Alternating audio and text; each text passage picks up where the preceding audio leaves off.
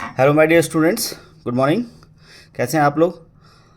I think आप लोगों के सेशनल स्टार्ट हो गए हैं, प्रैक्टिकल्स इंटरनल हो चुके हैं और एक सबसे इम्पॉर्टेंट जो चीज़ अभी यूनिवर्सिटी ने रिलीज़ की है 25 अप्रैल को, जो स्टूडेंट्स वीकर सेक्शन से हैं, SC ST के अंदर हैं या जिनको फाइनेंशियल हेल्प चाहिए होती है, जिसके लिए बहुत सारे स्टूडेंट वेट करते हैं, अब यूनिवर्सिटी ने ऑफिशियल वेबसाइट पे नोटिस निकाल दिया है। उस नोटिस के अंदर बहुत सारी चीज़ें हैं, पूरा का पूरा प्रोसेस आपको एक्सप्लेन किया गया है कि आपने कैसे अप्लाई करना है, कैसे आपने डॉक्यूमेंट्स को अरेंज करना है, कौन कौन से डॉक्यूमेंट्स लगेंगे, किस अथॉरिटी के सिग्नेचर होंगे आपके। तो ये सारी की सारी चीज़ें उस डॉक्यूमेंट के अंदर है। तो उन्हीं सब डॉक्यूमेंट्स के सारे पॉइंट्स को हम यहाँ पे डिस्कस करने वाले हैं। अब सबसे अगर अगर आप SC ST या OBC या आप वीकर सेक्शन से अप्लाई करना चाहते हैं फाइनेंशियल असिस्टेंस के लिए, यूनिवर्सिटी के अंदर कोई हेल्प चाहिए आपको फाइनेंशियली, तो आपको ये जो डॉक्यूमेंट्स हैं ये सारे के सारे अरेंज करने हैं प्रॉपर मैनर के अंदर और फिर आपको अप्लाई करना है। तो वो डॉक्यूमेंट्स कौन कौन से होंगे, आप लोग उसके लिए नोट पैड ले लीजिए। मैं आपको बता दूंगा कौन कौन से डॉक्यूमेंट्स चाहिए, किस प्रोसेस में चाहिए, वो सारी की सारी चीज़ें इस वीडियो में हम डिस्कस करेंगे। क्लियर? तो चलो, सबसे पहले जो चीज़ है वो क्या है कि उसकी ओपनिंग डेट क्या है। देखो बच्चों, ओपनिंग डेट का ऐसा है कि 25 अप्रैल को वो नोटिस निकाला है, तो मतलब 25 के बाद आप अप्लाई कर सकते हैं। और जो क्लोजिंग डेट है आपकी वो है 20 मई, 20 मई ऑफ 2025। क्लियर है? तो ये तो बात हो गई हमारी जब डॉक्यूमेंटेशन या आप अप्लाई करना स्टार्ट कर सकते हैं और लास्ट डेट कब है। हमें लास्ट डेट का वेट नहीं करना है कि हम लास्ट डेट को ही अप्लाई करेंगे। उससे पहले आपको अरेंजमेंट, डॉक्यूमेंट्स को अरेंज कराने में, एफिडेविट्स इकट्ठे करने में और अथॉरिटीज़ के सिग्नेचर के लिए टाइम लगेगा, क्योंकि आपकी जो अथॉरिटी है, प्रिंसिपल है, डीन है, डायरेक्टर्स हैं, वो हमेशा आपके काम के लिए अवेलेबल नहीं हो सकते हैं कॉलेजेस में, क्योंकि आजकल एग्ज़ाम चल रहे हैं, बहुत सारी अदर इंपॉर्टेंट एक्टिविटीज़ भी हैं, तो मे बी डिले हो जाएगा। ठीक है? तो उस चीज़ को अवॉइड करने के लिए, लास्ट टाइम की चीज़ों को अवॉइड करने के लिए आपको क्या करना है, अभी से उसके लिए अप्लाई करना है। तो सबसे पहले हम बात करते हैं एलिजिबिलिटी, कौन कौन स्टूडेंट एलिजिबल है इस फाइनेंशियल असिस्टेंस के लिए। तो सबसे पहला कि स्टूडेंट जो है वो यूनिवर्सिटी का एनरोलमेंट स्टूडेंट होना चाहिए। ठीक है? एक स्टूडेंट उसी यूनिवर्सिटी का होना चाहिए जिसके लिए हम बात कर रहे हैं। अगर हम बात कर रहे हैं गुरु गोविंद सिंह यूनिवर्सिटी इंद्रप्रस्थ के लिए, ठीक है, तो GGSIP के लिए भी बात कर रहे हैं। दूसरी चीज़, पहली बात तो आप स्टूडेंट हैं यूनिवर्सिटी के, आपके पास एनरोलमेंट नंबर, एडमिशन है आपका, या एफिलेटेड कॉलेज के स्टूडेंट भी हैं, लेकिन IP यूनिवर्सिटी होनी चाहिए तो आपका चल जाएगा। क्लियर है? फर्स्ट थिंग क्लियर हुई। सेकेंड थिंग क्या है, इनकम सर्टिफिकेट चाहिए आपको 2.5 लाख से नीचे का अप टू। और ये इनकम सर्टिफिकेट आपकी क्या है, ये आपका अथॉरिटी जो है हमारी, वहाँ से मिलेगा आपको। ठीक है? रेवेन्यू डिपार्टमेंट से बनवा सकते हैं आप। ठीक है? या आपके और भी जो डॉक्यूमेंट्स बनाते हैं वीकर सेक्शंस के लिए, आप वहाँ से बना सकते हैं। एनुअली 2.5 लाख से आपकी इनकम कम होनी चाहिए, आई मीन पेरेंट्स की इनकम कम होनी चाहिए। ठीक है? सर्टिफिकेट इशू कौन कर सकता है आपका? SDM, स्टेट गवर्नमेंट और सेंट्रल गवर्नमेंट, यहाँ 3 जगह से आपको ये इनकम सर्टिफिकेट मिल सकता है। ठीक है? अब नॉट एलिजिबल स्टूडेंट्स कौन से हैं? कई बार क्या होता है कि आप स्टूडेंट तो यूनिवर्सिटी के अंदर हैं, एफिलेटेड कॉलेज में पढ़ रहे हैं, बट आप एलिजिबल नहीं हैं। उसके लिए क्या क्राइटेरिया है? फर्स्ट कि मैनेजमेंट कोटा के अगर अंदर आपका एडमिशन हो रखा है तो आप इस स्कीम के अंदर पार्टिसिपेट नहीं कर सकते। क्लियर? दूसरा, अगर आप किसी भी सब्जेक्ट के अंदर फेल हैं, जब आपने ये अप्लाई किया है उस टाइम तक कोई रिजल्ट पेंडिंग है आपका, आप उसमें फेल हैं, आपने री दिया है, तो भी आप उसको अप्लाई नहीं कर सकते।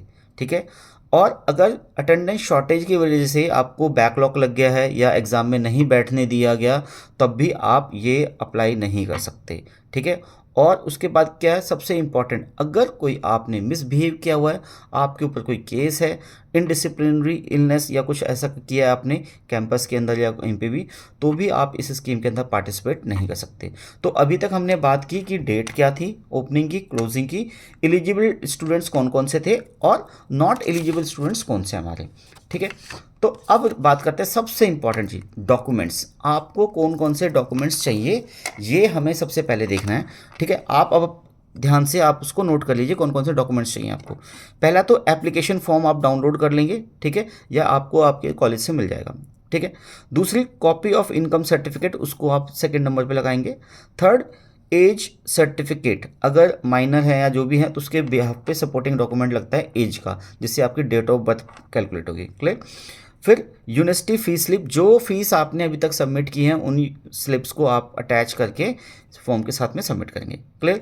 Allotment letter at the time of admission जो आपको इशू हुआ था उसकी एक कॉपी भी लगेगी। अलॉटमेंट लेटर वो बहुत इंपॉर्टेंट है, ठीक है, वो इसको ऐसे फेंक नहीं देना। अगर फर्स्ट ईयर स्टूडेंट्स हैं वो ये इस लेक्चर को सुन रहे हैं, ठीक है, इस डिस्कशन को सुन रहे हैं, तो उस लेटर को संभाल के रखना है हमारा, वो बहुत काम आता है।